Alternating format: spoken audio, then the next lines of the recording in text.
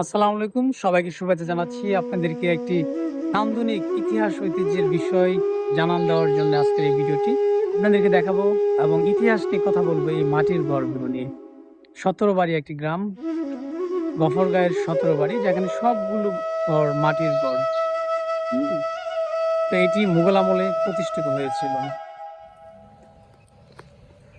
১৭ জন মানুষের বাড়ি নিয়ে প্রতিষ্ঠিত হয়েছিল এই ১৭ বাড়ি গ্রামটি।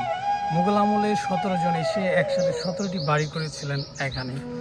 সেই ঐতিহ্যবাহী ১৭ বাড়ি গ্রামে এখনও মাটির ঘরগুলো আছে।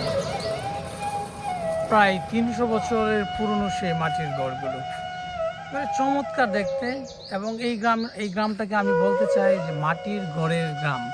কারণ ওখানে যে সামনেও সবগুলো মাটির ঘর, এই পাশে এই যে এইটা ঠিক বরাবর মাটির ঘর, তারপরে বিল্ডিং হয়েছে, এবং এই পাশে আরও অনেকগুলো মাটির ঘর আছে, এই বরাবর আরও অনেকগুলো মাটির ঘর, সবগুলো মাটির ঘর, এবং ভিতরে বিল্ডিং হয়েছে, কিন্তু এই ঘরগুলো এখনও রেখে দিয়েছেন।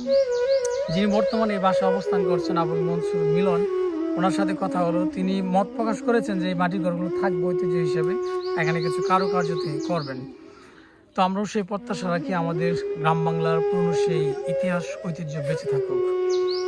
তো এখানে আসলে আমার সত্যিই ভালো লাগে যে এতগুলো মাটির ঘর একসাথে আছে, এবং আমি যেটা এখানে এসে জানলাম যে ১৭ জন মুঘল আমলের ১৭ জন মানুষ এখানে এসে প্রথম ১৭টি বাড়ি করেছিলেন, মাটির ঘর করেছিলেন।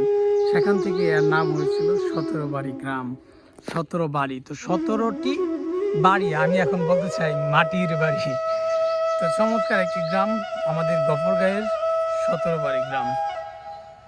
তো সবাই ভালো থাকুন, সাথে থাকুন, ইতিহাস ঐতিহ্যগুলো আমাদের বেঁচে থাকুক সেই প্রত্যাশা নিয়ে এখানেই শেষ করছি।